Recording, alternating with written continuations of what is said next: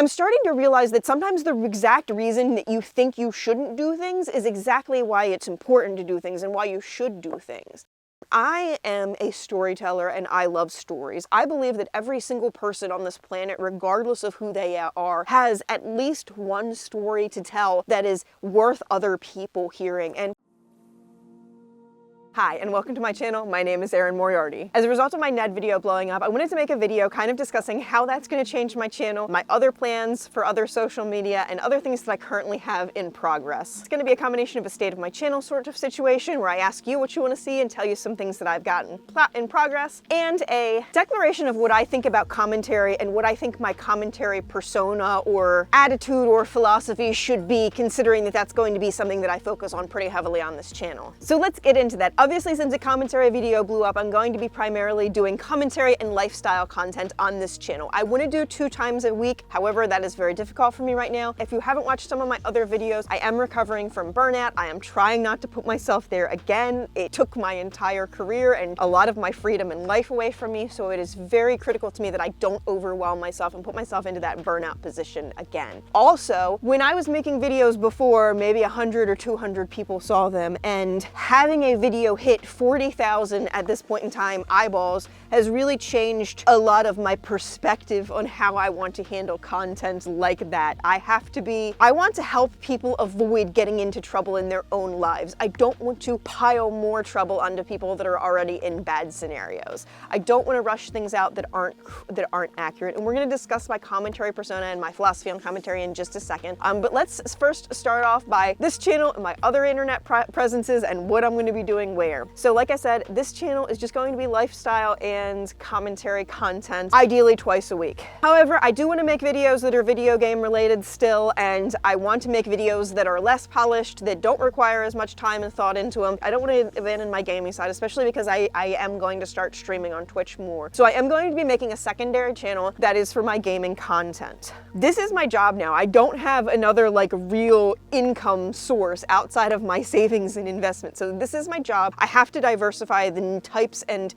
sources of that income to make sure that as I grow and as I start to rely on that income more, that it's something that I can rely on. For my first channel, I have a couple of videos in mind that I'm considering. I'd consider doing one on John Fetterman. I don't necessarily know that I want to jump into political content though. I have deep thoughts about JoJo Siwa and Avery in that situation, so if you would like to hear me talk about that, that's on the docket. I do have the Taylor Swift, Billie Eilish, and Olivia Rodrigo video. Basically, that is going to be centering around the trend of young protege women who are kind of pressured to be in relationships with older men and how those relationships show up in the lyrics of those artists. But because she has a new album out since I've postponed that video to do some other thing, I want to cover at least one song from Midnight, so I think people are going to expect it when they come on that video. So that is a video that I have coming up. I really want to do that right, so I'm not going to say that that's the next video because I want to make sure that, like I said, it's right. For the gaming channel, I'm going to be doing content about cozy games, also a little bit of commentary surrounding cozy games. So as you all know, I play The Sims, but mostly right now I've been streaming Dreamlight Valley. So I have a video that's probably going to be up now if you're watching this video that is a million-star coin pumpkin farm in Disney Dreamlight Valley. I'm also going to be doing a series that I tentatively am calling The Philosophy of Dreamlight Valley. I'm not going to call it that because I'm not like officially a philosopher, but I'm going to go over like themes and topics and things like that in the various quests. Monday, October 31st, Halloween, tomorrow if you're watching this video when it's gone live, I'm going to be streaming level 10 quests for that game, and I'm also for the level 10, I'm going to be streaming a lot of the level 10 friendship quests is I guess what I should say, not level 10 quests. I'm going to be streaming more often on Mondays and on the weekends on Twitch, so follow me, twitch.tv/Erin Moriarty. Also, TikTok. I have 2 TikTok accounts. My Erin Moriarty one, people only expect bird content there, so a lot of bird content is going to go there. If you want to see the birds, that's where you want to go. I have a secondary account there, Erin Alone, where I'm going to be doing more like slow living, fashion. I'm really obsessed with Hazel Village right now, and I want to learn how to make doll clothes, so I'm going to be doing Hazel Village unboxings and doll clothes makings there.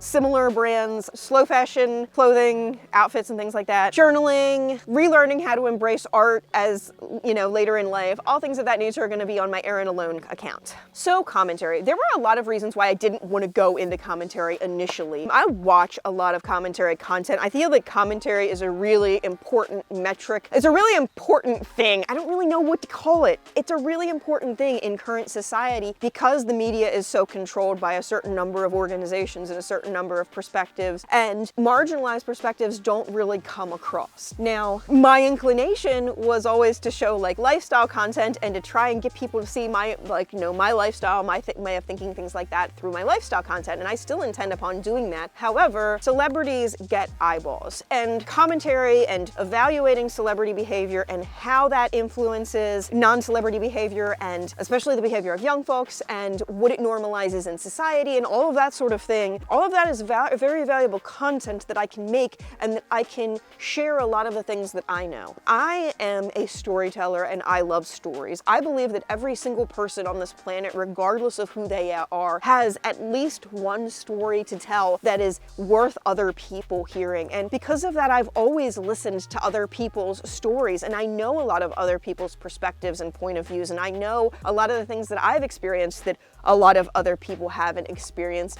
And I think that I can incorporate all of this knowledge into commentary in a way that provides helpful information. I've been really hesitant to do commentary for a long time because of my age. Like, primarily that's it. The majority of the people doing commentary content are fairly younger. I don't know, I can only count a small number of people over the age of 30 who do commentary, and I'm starting to realize that sometimes the exact reason that you think you shouldn't do things is exactly why it's important to do things and why you should do things. Like I keep saying, the actions of celebrities help to normalize the actions of normal people, and when it's just a small, narrow field of people that are doing the majority of the commentary, like at least the majority of the popular commentary, it allows those behaviors to continue to be normalized. Like, for example, huge age gaps in relationships, especially when one of those parties is a minor, they just get a pass by a lot of commentary YouTubers. And like, I know because I watch the ones that don't give them passes. Like, I watch a ton of really great commentary YouTubers. I'm gonna put a couple names on the screen right now. But also, I have a lot of perspective on how mental health and mental illness impacts that. Like, I've been institutionalized. I've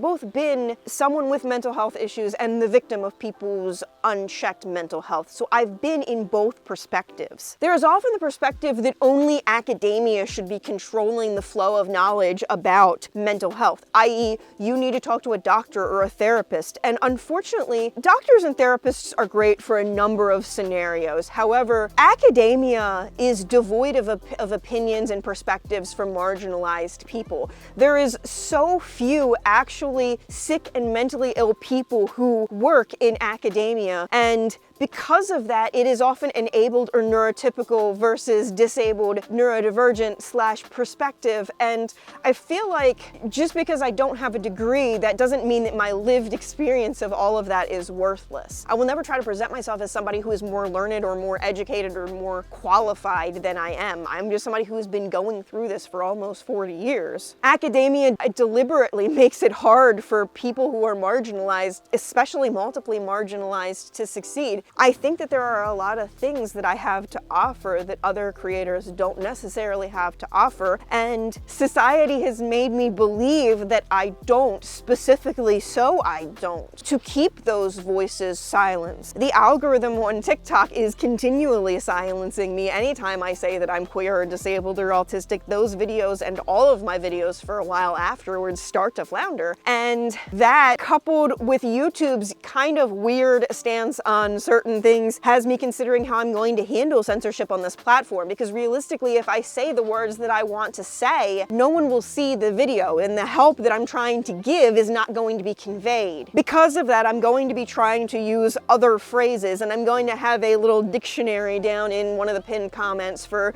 as it applies. Like, for example, but also because a lot of people think that they aren't going through this harmful situation because the words to describe it aren't harmful words, you know? A lot of times we like to think that we can recognize when we're in danger, but if people are acting like they are being caring and considerate and they're using the caring and considerate words, we don't realize that behind the scenes they're not caring and considerate, they're controlling. I don't want this video to be too long. long. Part of the reason that it has taken so long is because I've been in poor health. I've kind of talked about medical issues in other places, but this time of year is always difficult for me with the temperature changes, especially. Then this time of month is when I have to go to a lot of doctor's appointments. The last week of the month always tends to be particularly bad for that.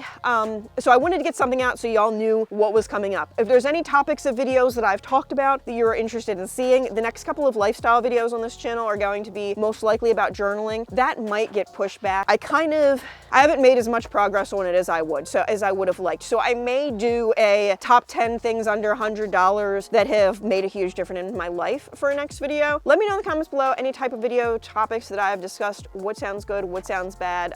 If you've got a good name for my Philosophy of Dreamlight Valley series. My second channel is going to be linked down below. It doesn't have a custom URL yet because I don't have 100 followers. So if you could help me get those 100 followers that I need, that'd be fantastic. Thank you so very much. There will be some content soon, I promise. Have a lovely day.